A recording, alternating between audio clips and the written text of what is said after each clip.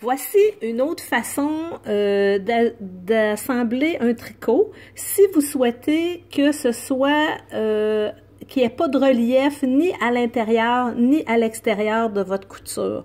C'est par contre une couture qui est un tout petit peu plus apparente que la couture invisible. Alors c'est la raison pourquoi j'ai pris un fil contrastant pour que vous puissiez voir la différence avec le montage invisible que je vous ai appris précédemment.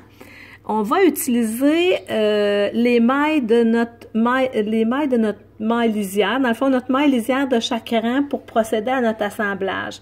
Alors cette fois-ci, on va travailler sur l'envers de notre travail, contrairement à la maille invisible qu'on travaillait sur l'endroit. L'assemblage invisible, on l'assemble sur l'endroit. L'assemblage plat, complètement à plat, mais plus apparente, elle, on va la faire sur l'envers. Alors, mes deux envers face à moi. Je vais venir chercher ma première maille lisière de la base, de l'extérieur vers l'intérieur de ma couture. OK, alors je vais prendre l'extérieur. Je viens chercher la maille lisière de l'autre côté, encore là, de l'extérieur vers l'intérieur. Comme ceci. Je m'en viens de l'autre côté. Je viens chercher ma maille lisière. Je ramasse bien sûr la maille au complet, vous voyez bien, de l'extérieur vers l'intérieur. Et là, j'ai besoin de tirer à chaque fois, contrairement à l'assemblage invisible, parce que sinon, je vais avoir de la difficulté à tirer.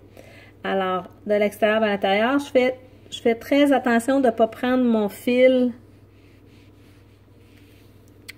en faisant mon point. Je tire. Je viens chercher de l'extérieur vers l'intérieur. Encore là, je dois passer mon fil pour ne pas l'emprisonner. J'étais correct, excusez. Comme ceci. Je viens chercher ma maille lisière.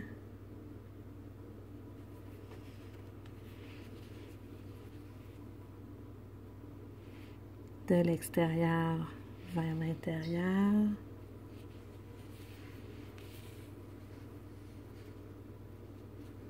De l'autre côté, ma maille lisière extérieure vers l'intérieur.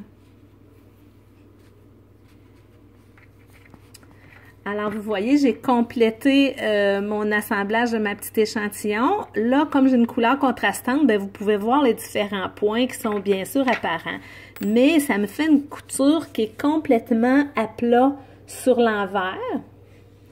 Puis, si je le mets sur l'endroit, c'est une couture que si j'avais été dans la même couleur, qui aurait été quand même très, très discrète, mais moins parfaite que l'assemblage invisible. Alors, si je souhaite pas avoir de relief, surtout dans les gros tricots, quand je fais une couture invisible, ben, ça me laisse une couture, un relief à l'intérieur qui n'est pas souhaitable, des fois en dessous du bras ou des choses comme ça. Alors, c'est à vous de choisir la technique avec laquelle vous vous sentez plus à l'aise et puis que vous voulez favoriser pour chaque type de projet qui peut nécessiter un assemblage différent. Alors, bon tricot!